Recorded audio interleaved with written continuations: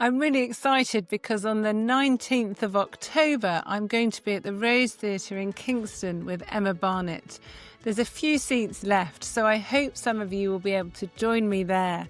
We're going to be doing a Q&A where Emma will be questioning me, and then I'll be answering as many questions as possible from the audience. It's going to be a fun and enjoyable evening, so hope some of you can come. So today, Kameelah Phillips is my guest. She's a doctor, she's an obstetrician and gynecologist in New York. She runs Calla Health, and she's also the author of the Empowered Hysterectomy. So we talk a lot about hysterectomy, what it means, how we should prepare ourselves before the operation. We talk a bit about how hard it can be for women to be listened to and about how medicine is broken in certain ways. It's a really great and very uplifting conversation, which I hope you enjoy. So great to finally have you here in the podcast studio, even though it's remote. I know you're busy working as an OBGYN, I should say. Over in the UK, it's a obstetrician or gynecologist. So your work is really inspiring, and I'm not a gynecologist, and people sometimes find that quite confusing when I'm a hormone specialist, because for many decades, people have just thought about hormones, progesterone, estradiol, a bit about testosterone, thinking they're just ovarian hormones. It's just about our periods. It's about our womb. It's about our fertility. And when I start talking about the role of hormones in our brain and our bones, people get a bit confused. But you obviously focus on the pelvic organs, but you think of the woman as an entire person, which is just wonderful. I appreciate that. Yes, I appreciate that. And it's so interesting you say that because I wish in our medical training we had more of a holistic approach in that sense in particular because I come across orthopedists and they are, well, should be hormone specialists, right? Because they're dealing with women and broken bones, and that cascade is so dependent on hormones. So there really isn't a field in medicine that you shouldn't, to some degree, be a hormone specialist. Mm. I totally agree. I used to say it was only maybe people who are pediatricians, but then the youngest patient I've met was like 12 because her periods didn't develop. She had streak ovaries. So everybody needs to know about hormones. Absolutely. I had a 13-year-old here yesterday, and that typically is like here, the pediatrician's kind of wheelhouse. But no, when it comes to puberty, oh my gosh, the changing brain, even as brothers, sisters, caregivers, if you have anyone in your life who is going through puberty, you're a hormone specialist now because the changes that the brain experiences are miraculous. So really, everyone is a hormone specialist as far as I'm concerned. I totally agree. But you know what? I shudder when I look back at my medical training because I did a lot of different hospital specialties because I was a general physician in hospital before I changed into being a family physician. And I never thought once about hormones. And then to become a family physician, I had to do 6 months obs and gynae. And I saw these women coming in with heavy bleeding. And it was just around the time that Marina coils started to take off. So a lot of women were coming in for hysterectomies because of their bleeding. Now, a lot of those women were in their late 40s. So they would have been perimenopausal. They probably didn't necessarily need a hysterectomy because Hmm. if they'd had the right balance of hormones, natural hormones, especially progesterone, they probably would have been fine. But I never even thought to ask them. But the other thing is, they usually had their ovaries taken out the same time, regardless. It was like, we're down there anyway. If we take your ovaries out, then you won't get ovarian cancer. And I sort of look back and I don't remember giving them hormones even after their ovaries were removed. No, I mean, I didn't either, right? That wasn't our training. And I think we're similar age. We grew up in this time where we literally were scared to death of hormones. At least my training, and I had very good training. And I think it was all very well meaning at the time because that is the information we had to work with. We we didn't consider the ramifications of taking out the ovaries, denying women hormones, how it affected their sexual health, their mental health, their bone structures, their cardiovascular health. We had no idea. So I 100% know at the beginning of my career, in doing hysterectomies or seeing these women, it's a phase, you'll get through it, like let's just treat the symptoms, but really not treating the whole person. So I think, we're all kind of guilty of that because that's the information we had at that time. But now we know better, right? Now we know better. My own Yeah. mother had a hysterectomy, one, without telling me, and two, had her ovaries removed, and I could have never been so upset, never been so upset. But this is why we're doing better now. We have to. Yeah. We are and we're not really. So we did an audit. We looked at 3 teaching hospitals in London. I won't tell you their names, but 3 big hospitals in London, and looked at young women who'd had their ovaries removed for benign reasons. So this wasn't cancer related. And looked to see how many of these women had been offered or prescribed HRT following their ovaries being Mm-hmm. removed. And it was about 5% had been offered or given HRT, and it was 0% that had been prescribed testosterone. I got That's goosebumps. I awful. wish you could touch my arm right now. I have goosebumps. Wow, 5%. So the offering of HRT, I think, is probably, I wish I had my own study, is probably a little different than the United States. I can't say it's astronomical by any means. I do not want to pretend that we are having this huge hormone revolution. I think we're experiencing it with everyone else. Testosterone, however, I agree 100%. I cannot tell you like the pushback I get from pharmacists, insurance companies, and even patients themselves when I'm like, okay, so let's add on this next thing. And well, I don't make testosterone. That's the male hormone. Only men do that. And so the amount of education that has to go along with the prescription is tremendous because it is entirely novel to people that yes, women make and need testosterone. And, I was looking at a study recently from the 1980s, so many years ago, showing Many that when years. women had Mhm. when they had their ovaries removed and they had estrogen, they felt better. But when they had testosterone added to it, a lot of their symptoms, including well-being, improved. And I don't think it's bad, is it, as a doctor, if we improve someone's well-being? Right. And you know what? It's interesting. So I personally do use testosterone. And so part of my education is a bit of that disclosure to Mm, mm, humanize. yes, I still look like a woman. I still sound like a woman. Like all of those quote unquote yes, ideas of femininity and womanhood yeah, are still there. yeah. So I use that as part of my disclosure to help them understand this concept of well-being. And it's sort of intangible, right? Like what is well-being?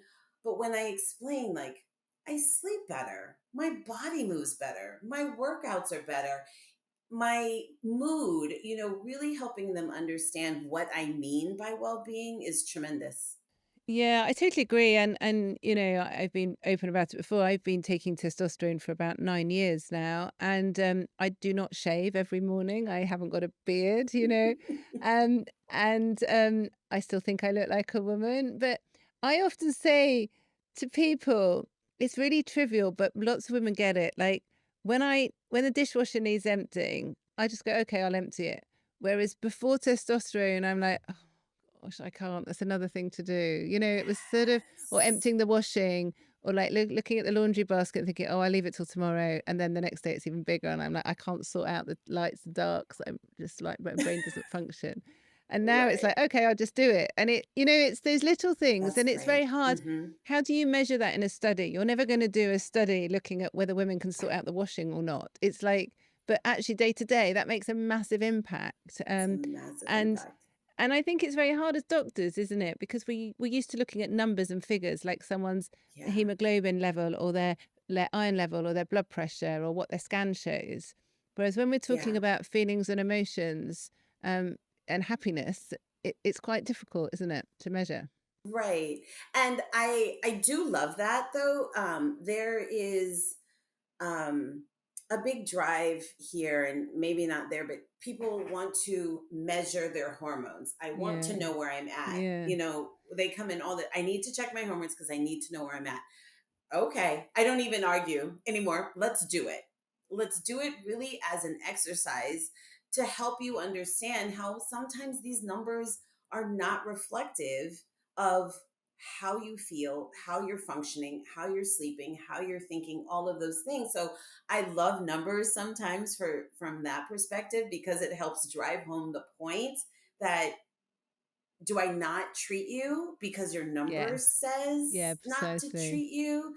So I do love numbers from that perspective. And then it's probably the last time in their treatment we ever, check numbers again. Well, it's interesting, isn't it? I think, any numbers that we do, like any blood test, it's in context. We wouldn't In just treat someone in context. isolation. And I think there's always this big debate how useful or not useful are hormone levels. And they are a guide, but I wouldn't change someone's treatment if I'd never spoken to them. I wouldn't just look at their numbers. I think. I mean, I did have my testosterone level done before I started testosterone, and it was 0 point nothing. It was really low. And I was actually quite reassured. It was like, oh, that's a bit of validation. And then I could see it improve. But it wouldn't have made any difference. I knew I was 45.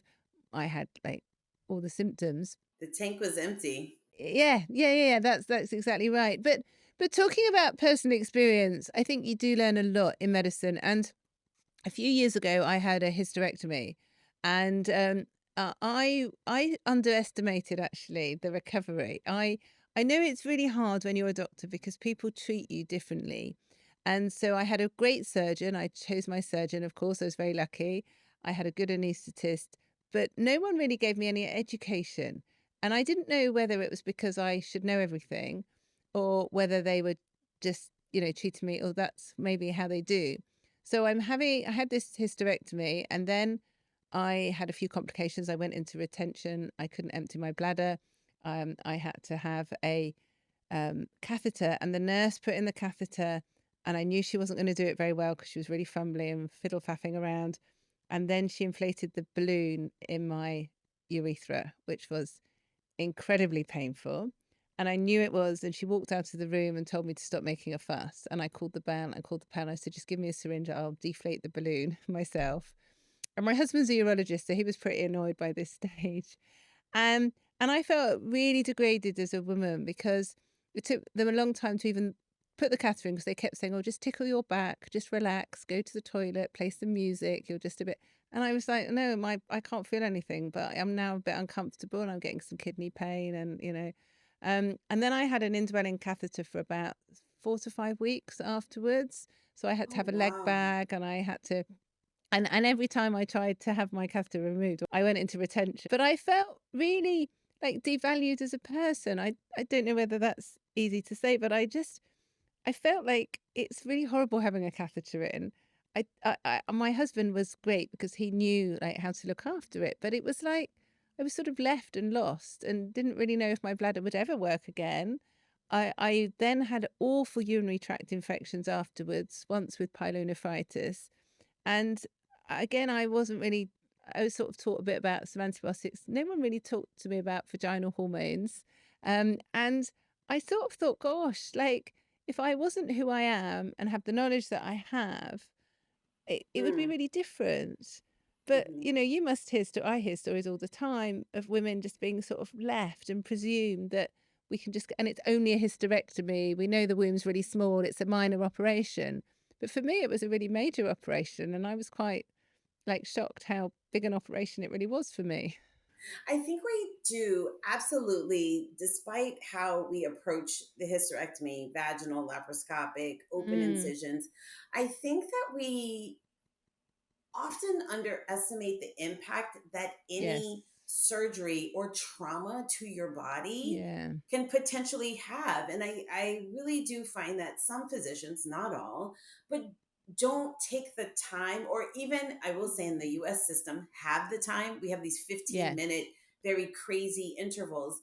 to talk about, hey, these are potential complications. Let's talk about them now in the setting of you being calm, being able to understand and digest and mull over the information in the event that they actually happen. And that was part of the impetus of writing this book, the understanding that I had people come in and they didn't really actually even know what was removed, if you can imagine. um Not knowing, the difference between their cervix or the actual body of the uterus, and were the tubes out but maybe they left them, was it the right ovary, the left? And yes, there's a degree of just recall and memory, but also a degree of information prior to the surgery that is critical, prior to the surgery and even post, right? That is critical to feeling empowered about this journey, even if there is a complication. Yeah. And I think this is why your book, The Empowered Hysterectomy, you've actually called it your complete handbook. And I like the word handbook to diagnosis, decision, and treatment. And decision is really important because it's got to be a joint decision. And, my knowledge of anatomy is pretty good. But there are still women that think that, wow, if they have their cervix and their womb removed, everything's going to fall out and there's going to be a real problem. But also, I had a bit of physio afterwards, but straight afterwards, I couldn't feel my pelvic floor at all. So there was no point doing pelvic floor exercises. Everything was numb, of course. And it took me weeks to get my pelvic floor and my core strength back. But I knew what to do and I knew how to limit myself. But limiting yourself and being very gradual is really important as well. And your book is really detailed. But actually, like, I've never read such a detailed book, but that's great because people often don't know where to go to get really detailed advice, do they? Yeah. And I was hoping to strike a fine chord between very common, everyday language, because I feel like in Mm. medicine, everything can be explained at a sixth grade level. And that is not to um, assume you can't understand or, dumb things down, but it doesn't need to be that technical, right? We can explain Yeah. these things in very simple terms. But then on the flip side, if you want to elevate the conversation and have the advanced understanding of what is happening, that is there for you too, should you choose to engage in these conversations. So I'm glad that you experience the technicality without sort of being overwhelmed by it, because it's already overwhelming, right? You're going in my Yeah. body, something's coming out, I have this Yeah. recovery, but the anxiety and the we can decrease with knowledge and managing Mm. expectations. And everyone deserves to enter this decision making process knowledgeable, in unison and in concert with their doctor, aligned with their values. And there's a way we can do that. And this hopes to revolutionize how we approach the surgery. It's so important. And I think, one of the things that people often are too scared to ask. They've got so much going on, they don't know who to ask. Do they ask the nurse? Do they ask the junior doctor who's admitting someone? Do they ask the senior doctor who is maybe doing the operation? And then, like you say, everything's so quick and rushed, and you don't always think about the consequences, or you might think afterwards. So actually, to be, if you can be prepared, is really important. Having that list of questions, I think, is crucially important. Um, but there's a lot of people who have a hysterectomy and have their ovaries remaining in, so they don't have their ovaries removed. And then they're told, well, you won't be menopausal because you've still got your ovaries. And that's like just wrong as well, isn't it? That's just wrong. It's wrong. We spend a lot of time emphasizing the period, right, as the hallmark of menopause, which is quite helpful until you no longer have a uterus. And so we have to educate and expand the definition of what this transition could look like for you if you don't have a uterus, and understand that the symptoms may manifest in your sleep, may manifest in your mood, may manifest in how you feel or experience your body, your joints, your workout, how you experience intercourse. And so, yeah, I do get that a lot because, again, an understanding of the body might be off. And so we have to revisit that. But really, making sure women understand that the menopausal transition is still in their future and that there are ways to mitigate those symptoms in a way that will allow them to enjoy the transition. It doesn't have to be, it's not, you know, lost on them just because they've had this procedure. So my mother-in-law, who's now 89, she's very Mhm. inspirational. When she was about 36, she had her womb removed, and she had I think one of her ovaries removed. But anyway, she didn't know anything about hormones then. It was a long time ago. And she was talking about it to my husband the day before yesterday, actually, because he was just saying, what was it like when you started to have symptoms? And she got very tearful, actually, and started crying because she's a very upbeat, very positive person. And she said it was just like a black cloud over her. And my husband is now 56. And so he was about 2 or 3. So it was, 50 plus years ago.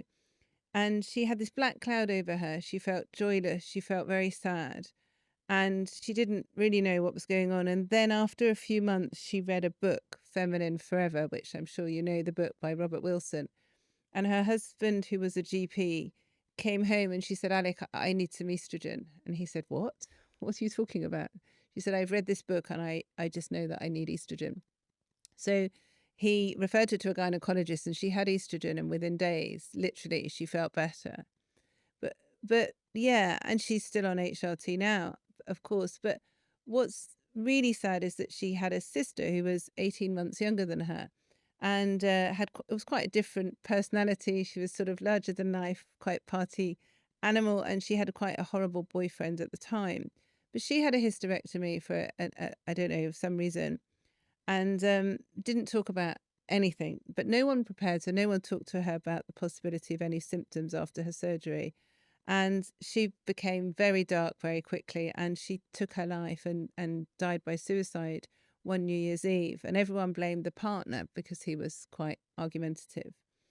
But my mother-in-law, like now, like looks back so much and just says, I wonder whether Barbara would be here if she'd had hormones. And of course, we don't know.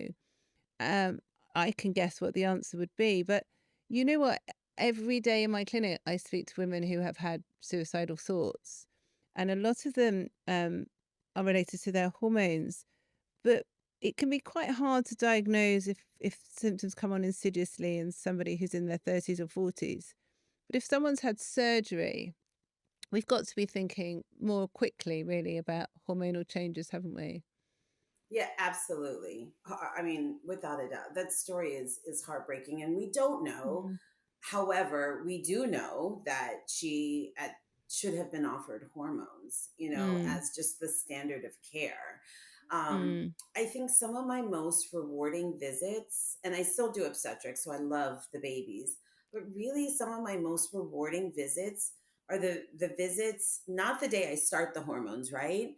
It's the Yeah, follow up visit, of course the it is. follow up visit when she comes in and has lipstick on and her hair is done and the clothes are coordinated and there is a life that was not there just a few weeks ago. And I think the magical thing, which is just so um, oh my god, I can't think of, just mesmerizing almost maybe about the human body, specifically the brain, is the Yeah, totally. impact, how quickly our brains respond to estrogen. And again, I it boggles my mind a little bit why it's so weird, but we all went through puberty, right? And that's a little bit of insanity. Why? Our hormones are all over the place. So, why is it any different than in pregnancy?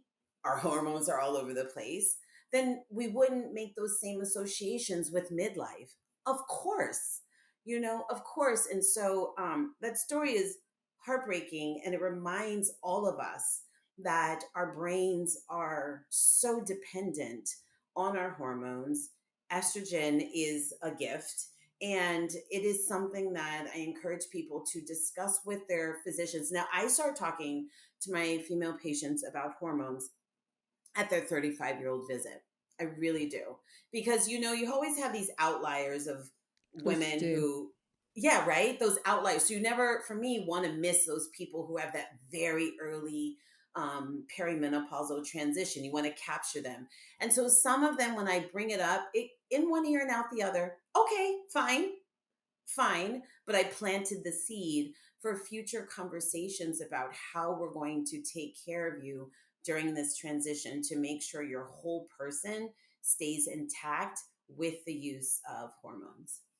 Yeah, it's so important because also I feel, we can educate others through our patients as well. So Hmm. even if some of my patients don't have mental health symptoms, they might have more physical symptoms. If they know those are potential symptoms, they'll recognize them in their friends as Yes, well.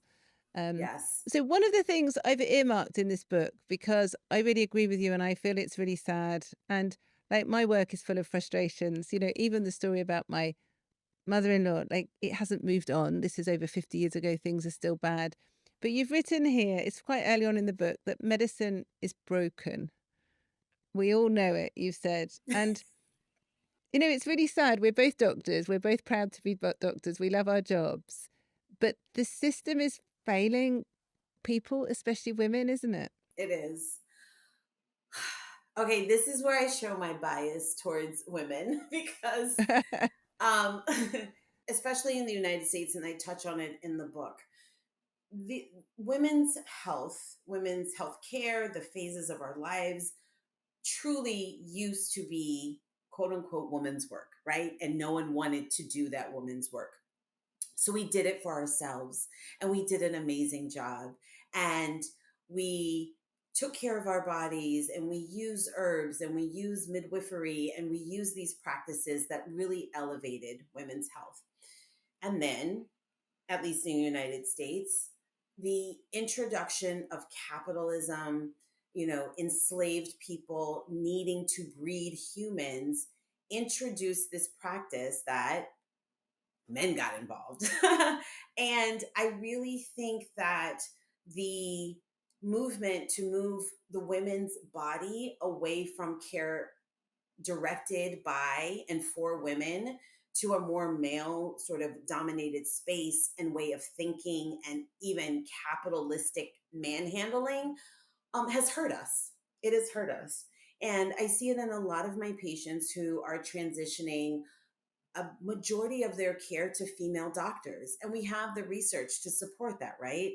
Women who have female surgeons have fewer complications. We stay in the hospital longer. We feel listened to. Our outcomes are overall better. And so, yes, I am clearly biased. It teaches us that we have some work to do in the medical training of our male counterparts, how to listen, how to communicate, how to care, and in a way that innately many women just learn by the fact of being a woman in this world. That needs to be readdressed and founded. It teaches us that we have to address how capitalism and the need to make money in this system. You can be in medicine and make money. It's possible. And it is also possible to take excellent care of patients. And I guess my final point, and particularly in the United States, our desire for primary care is I was talking to a patient today, and I don't know if you are familiar with these brands, McDonald's, but she was talking about how we have a donut brand here called Krispy Kreme, and that's enough. That's all you need to know. Krispy Kreme, right? Is now doing a collaboration with McDonald's where they have donuts on either side where the bun was, and then you have the sandwich inside. Are are you serious? Like what are we doing? And so in the United States in particular, our complete disrespect for primary care and prevention um, permeates these issues that contribute to medicine just being broken. And so I think we both struggle with that every day, right? And we just spend our 9 to 5 trying to fix, trying to make better the people and the situation in front of us, but certainly on a global, well, city, county, state, nationwide level, we need rehab. we need help. I totally agree. And I think, a lot of our work as doctors is also as educators and actually Hmm. giving women choices, empowering them, and also to listen to them. And it's one of the big thank yous that I get in the clinic is in the first consultation. People just say Hmm. thank you because you've Yeah. listened. Like that's Hmm. before giving any treatment, talking about treatment. And that is nice, but it's sad because they've not been listened to before or they've been judged in the wrong way. So we've got a really long way to go, but certainly, your work is amazing, and this book's so good. But I always end with 3 take-home tips. So for Okay. for women who are considering having a hysterectomy for whatever reason, or maybe they've had a hysterectomy and they feel that they haven't had the right post, treatment. What are the 3 things that you think people should be asking their doctors, their team that are looking after them about Yeah. hysterectomy? So one thing I do, and I encourage people to do, whether it applies to them or not, I always ask my healthcare team, have we gone through all the options, whether they apply to me or not? I think it's very important for people to understand that there are many options. And in knowing those options, again, whether they apply to you or not, it helps strengthen the doctor patient relationship in that we are thinking holistically about my care. And I know that given all the options available in the world, I'm making the decision that's best for me. So making sure you know all your options. Secondly, I would say, I'm going to try and do this like beginning, middle, end. What do I need to know about my recovery, this middle space? What do I do now? My surgery is 3 months away. How do I optimize my success for recovery, minimizing complications? How do I use my family, my friends, my loved ones to support me during this time? So, although the component, for example, of urinary retention or potential infection or these things are there, how do I optimize to minimize my risk should I decide to move forward with hysterectomy? And then finally, how do I get back to myself? How do I get back to myself? How do I, outside of not having a womb, realize the fabulous person that I am? Because we've removed something, right? But you are still the same vibrant, amazing, intellectual, interesting, outgoing person that you were before you entered the operating room. I would think about what are my steps to make sure that I regain the life and that I'm living it even better because now I've eliminated this issue that was causing me trouble for so long. How do I get my sex back? How do I regain my orgasm? How do I, resolve the anemia that was plaguing me so much? So my beginning, middle, and end would be those 3 questions so that at the end of the journey, when you look back, you're like, okay, I handled that. I did that Yeah, that's such great advice. I love the positivity and the way you right. think about it. So thank you so much for joining me today. I've really enjoyed it. Thank you for having me. I will always come back. This has been a pleasure.